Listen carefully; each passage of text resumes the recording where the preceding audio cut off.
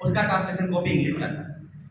यानी कि अगर यदि हमें भाषा के शिक्षा शास्त्र पता हो गया तो चाहे हम जो भी भाषा पढ़ाएं हम पढ़ा सकते हैं, इसमें कोई परेशानी नहीं है। अगर हमें पता हो गया कि हिंदी कैसे सिखाना है तो हम इंग्लिश भी सिखा सकते हैं, बशर्ते हमें नॉलेज होना चाहिए। अब रही बात कि बच्चे को परेशानी क्या है, क्या परेशानी आप सब जानते हैं और क्या नहीं जाने आप भी जानते हैं, लेकिन हमें एक चर्चा करना है। उच्चारण संबंधी समस्या है। तो उच्चारण बच्चा कहाँ से सीखता है?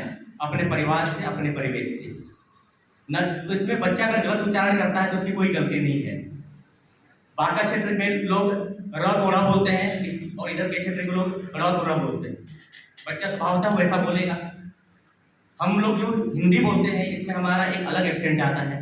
बंगाली जब हिंदी बोलता है तो उसका एक्सेंट एक अलग आता है। तो उच्चारण संबंधी जो भी दोष है इसको हम लोग एक अलग तरीके से पूरा करेंगे। सर समाधान की बात कर रहे हैं एकदम, और इससे मेरा कोई मतलब नहीं है। मेरा मतलब जो मैंने रिजल्ट किया है मैं वैसे बोलता हूँ। तो देखिए, एक आता है टंग ट्विस्टर, इंग्लिश की बात करें, एक आता है टंग ट्विस्टर। अगर हम टंग ट्विस्टर का अभ्यास करेंगे तो निश्चित रूप से हमारी उच्चारण करने की क्षमता बहुत ज़्यादा बढ़ जाएगी। और ज़्यादा नहीं करना है, 5 मिनट, बस 5 मिनट, ठीक है। अब रही बात एक तो टंग ट्विस्टर की प्रैक्टिस, दूसरी बात होती है अगर इंग्लिश सीखना चाहते हैं तो slow English speaking practice. YouTube पे बहुत सारे वीडियोज अवेलेबल है, आप खोल लीजिए। वो बोलता है फिर आप बोलिए, वो बोलता है फिर आप बोलिए, 5 मिनट कीजिए, बस 5 मिनट। शुरुआत एकदम छोटा। एक बुक है उसका नाम है एटॉमिक हैबिट। उस एटॉमिक हैबिट बुक में दिया है बस छोटा छोटा 80% एफर्ट कीजिए, सॉरी 20% एफर्ट कीजिए, 80% रिजल्ट पाइए, छोटा छोटा। तो उच्चारण संबंधी के लिए एक टंग ट्विस्टर का अभ्यास कीजिए। दूसरा हो गया स्लो इंग्लिश स्पीकिंग प्रैक्टिस या स्लो हिंदी स्पीकिंग प्रैक्टिस। देखिए सर, हम लोग परिवेश की बोलने के तरीका को नहीं बदल सकते, नहीं बदल सकते। शिक्षक भी गलत उच्चारण करते हैं, हम भी गलत उच्चारण करते हैं। शिक्षक छ होता है क्या? शिक्षक कोई बोलते नहीं है। परीक्षा कौन बोलता है? परीक्षा कोई नहीं बोलता, हम भी नहीं बोलते हैं। अपने से बड़े बोले हम परीक्षा देने जा रहे हैं, शिक्षक है, नहीं बोलेंगे। उनकी इच्छा होती है, लेकिन मतलब वो लोग बोलते इच्छा होती है। कहाँ है उसमें इच्छा? घास अनुसार है क्या? घास हाँ अनुसार है क्या? आटा अनुसार है क्या? हाथी अनुसार है क्या? हम लोग गलत उच्चारण करते हैं, और शायद ये एक बहुत बड़ा वजह है कि हमारे बिहार के लोग एंकर नहीं बन पाते। ये उच्चारण संबंधी दोष है और इसका निराकरण भी हम लोग को मिल चुका है।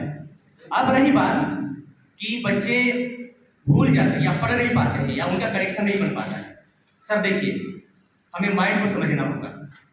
हमारे पास माइंड एक मशीन है, एक डिवाइस है, उसका यूज करने हमें आना चाहिए। जब ये पोडियम लिया गया हो जिसमें एक कैटलॉग हो, एक बुक होगा जिसको यूज करना चाहिए। इसी प्रकार हमारा जो माइंड है ना, इसका हमारे पास कोई कैटलॉग या कोई बुक नहीं है। जिसको आता है वो बहुत ज़्यादा पैसा चार्ज करते फिर वो सिखाते हैं और पूरा पूरा नहीं सिखाते हैं। देखिए सर, माइंड पिक्चर को समझता है।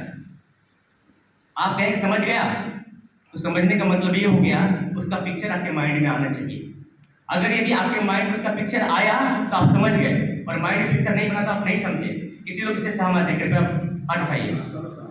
अगर पिक्चर आपके माइंड में आ गया सर तो आप समझ गए, और पिक्चर माइंड में नहीं आया तो आप नहीं समझे।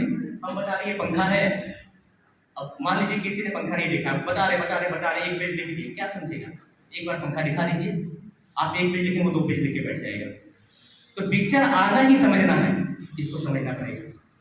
फिर शब्द क्या है? शब्द एक जाल है, शब्द आर्टिफिशियल है, शब्द हमने बनाया है, भगवान ने पिक्चर बनाया है। तो जब हम शब्दों को पिक्चर के फॉर्म में कन्वर्ट कर देंगे तो बच्चा समझ लेगा, हम भी समझ लेंगे, और ऐसा समझेंगे कि जीवन भर याद रखेंगे।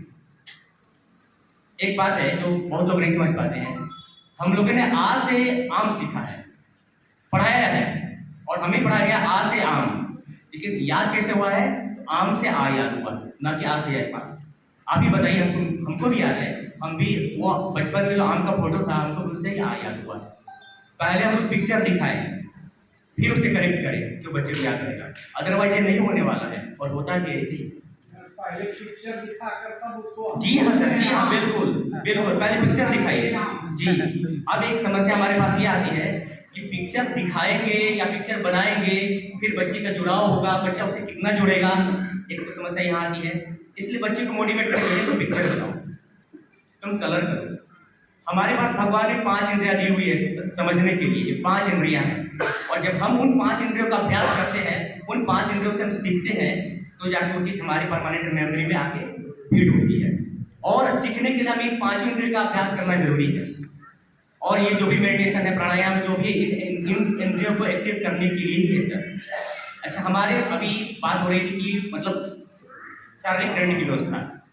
हमारे माइंड की प्रकृति क्या है कि हम दुख के क्षण को याद नहीं करना चाहते हैं और सुख के क्षण को बार बार याद करते हैं, बार बार याद करते हैं, बार बार याद करते हैं।